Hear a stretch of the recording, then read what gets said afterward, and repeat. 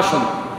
এখন এই যুক্তি দিয়ে আপনাকে বলবে, দেখছেন তাইলে তো নবী আসা বন্ধ হয় না, ইমাম মাহদি আলাইহিস সালাতু ওয়াস সালাম আসবেন, ঈসা আলাইহিস সালাতু ওয়াস সালাম আসবেন, তাহলে নবুয়ত বন্ধ হইল কই? নবী আসবেন, তবে একটু বেশ কম আছে যে আমাদের নবী উনি মর্যাদার দিক থেকে সেরা, আরো নবী আসবে, নাউজুবিল্লাহ।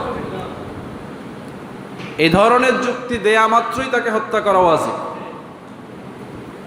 কারণ আল্লাহ বলেছেন, নবী নিজেও নিজের জবান দিয়ে বলেছেন যে লা নাবিয়্যা বা'দি, আমার পরে আর কোনো নবী আসবে না।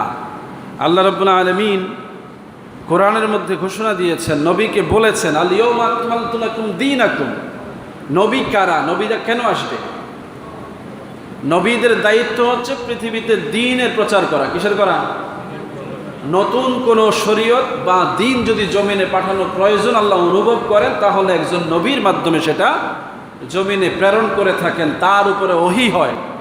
যেহেতু সাধারণ মানুষের উপরে ওহী হবে না, তো নবুয়তের দরজা বন্ধ হয়ে গেল এই কারণে, যেহেতু আল্লাহ রাব্বুল আলামিন বলছেন যে দ্বীন পরিপূর্ণ করে দিয়েছি, পৃথিবীতে আর কোনো নতুন দ্বীন আসার প্রয়োজন নাই। আল্লাহর রসুলকে আল্লাহ এই কথা ঘোষণা দিয়েছেন, আল ইয়াউমা আকমালতু লাকুম দীনাকুম, আপনার জন্য যে দিন ইসলামটা আমি নির্দিষ্ট করেছি, এটাকে আমি চূড়ান্ত করে দিয়েছি। হযরতে আদম থেকে শুরু করে নবী মুহাম্মদ সাল্লাল্লাহু আলাইহি সাল্লাম পর্যন্ত গোটা জাতির ঘাড়েই ঝুলে আছে। কি বলেন, ঠিক কিনা? আমরা প্রত্যাশা করি সবচেয়ে মূল্যবান যে দাবি আমাদের কাছে, সেটা হচ্ছে নবুয়তের একচ্ছত্র সম্মান, রিসালাতের একচ্ছত্র মর্যাদা শুধুমাত্র মুহাম্মদুর রাসূলুল্লাহ সাল্লাল্লাহু আলাইহি ওয়াসাল্লামের জন্য। এটাকে যারা সর্বোচ্চ প্রায়োরিটি দিবে, আমরা তাদেরকেই ভালোবাসবো। কি বলেন, ঠিক কিনা?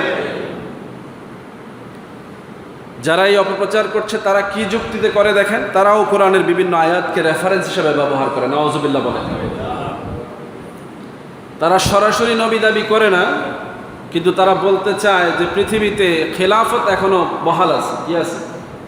খেলাফত, আল্লাহর পক্ষ থেকে খলিফা মনোনীত হওয়া, এটা কিয়ামত পর্যন্ত বলবৎ থাকবে। তো তারা বলছে এখন নবুয়তের মতো করে নবী আসবে না, কিন্তু খলিফা সিস্টেমে নবী আসবে। নাউজুবিল্লাহ। কথা বুঝতে পেরেছেন? সরাসরি তো কোরআনে আয়াত আছে, এজন্য তো পাল্টাই দিতে পারতেছে না। খাতামুন নাবিয়্যিন বলে ফেলেছে আল্লাহ। যদি এই আয়াত নাজিল না হতো তাহলে ফতোয়া বাইর করে ফেলতো। সরাসরি আল্লাহ খতমে নবুয়ত দিয়ে দিয়েছেন, এজন্য আর বলতে পারতেছে না, এখন ঘুরে কথা বলে। ওই যে আল্লাহ বলেছেন ইন্নী জাইলুন ফিল আরদি খলিফা, আমি জমিনের মধ্যে খলিফা পাঠাবো, তো খলিফা আসবে পৃথিবীতে, কিয়ামত পর্যন্ত আসবে।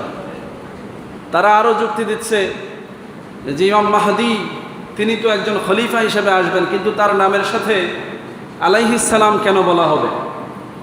তাহলে ইমাম মাহদি আলাইহিস সালাম যদি বলা হয়, তাহলে তিনিও তো নবীর মতো আসতেছেন। নাউজুবিল্লাহ। ঈসা আলাইহিস সালাতু ওয়াস সালাম তিনি আসবেন পরে, তিনিও তো একজন নবী। নাউজুবিল্লাহ। তিনি পূর্বে নবী ছিলেন, কিন্তু এখন আর নবী নন। কেন নন? তিনি পৃথিবীতে যখন আসবেন তিনি নবী হিসাবে আসবেন না। আলাইহিস সালাতু ওয়াস সালাম কি শুধু নবীদের বেলায় খাস? না, আলাইহিস সালাতু ওয়াস সালাম সকল মুমিনদের ক্ষেত্রে ব্যবহার করা যায়, তবে আদবের খাতিরে, তারতম্যের খাতিরে আমরা রাদিয়াল্লাহু তাআলা আনহু, আলাইহিস সালাতু ওয়াস সালাম, এগুলো বিশেষ মর্যাদার মানুষের ক্ষেত্রে ব্যবহার করে থাকি। এজন্য নবীদের স্ত্রীদের ব্যাপারেও আমরা আলাইহিস সালাতু ওয়াস সালাম ব্যবহার করতে দেখি। হযরতে খাদিজা রাদিয়াল্লাহু তাআলা আনহু যেমন বলা হয়, তেমনিভাবে হযরতে খাদিজা আলাইহিস সালাম বললেও কোনো গুনাহ হবে, কিন্তু এই বলার দ্বারা তাকে নবী প্রমাণ করা যাবে না। এটা হচ্ছে দোয়া, মর্যাদার একটি সম্ভাষণ। এখন এই যুক্তি দিয়ে আপনাকে বলবে, দেখছেন তাইলে তো নবী আসা বন্ধ হয় না, ইমাম মাহদি আলাইহিস সালাতু ওয়াস সালাম আসবেন, ঈসা আলাইহিস সালাতু ওয়াস সালাম আসবেন, তাহলে নবুয়ত বন্ধ হইল কই? নবী আসবেন, তবে একটু বেশ কম আছে যে আমাদের নবী উনি মর্যাদার দিক থেকে সেরা, আরো নবী আসবে। নাউজুবিল্লাহ। এই ধরনের যুক্তি দেয়া মাত্রই তাকে হত্যা করা উচিত। কারণ আল্লাহ বলেছেন, নবী নিজেও নিজের জবান দিয়ে বলেছেন যে লা নাবিয়্যা বা'দি, আমার পরে আর কোনো নবী আসবে না। আল্লাহ রাব্বুল আলামিন কোরআনের মধ্যে ঘোষণা দিয়েছেন, নবীকে বলেছেন আল ইয়াউমা আকমালতু লাকুম দীনাকুম। নবী কারা? নবীরা কেন আসবে?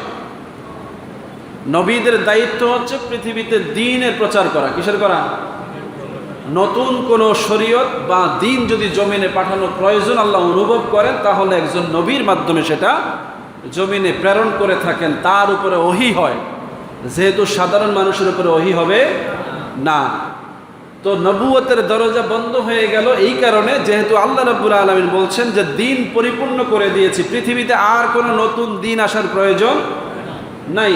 আল্লাহর রসুলকে আল্লাহ একথা ঘোষণা দিয়েছেন, আল ইয়াউমা আকমালতু লাকুম দীনাকুম, আপনার জন্য যে দিন ইসলামটা আমি নির্দিষ্ট করেছি এটাকে আমি চূড়ান্ত করে দিয়েছি। হযরতে আদম থেকে শুরু করে নবী মুহাম্মদ সাল্লাল্লাহু আলাইহি সাল্লাম পর্যন্ত সমস্ত নবীদের একটাই দিন ছিল, একটাই ধর্ম ছিল, সেটা কি?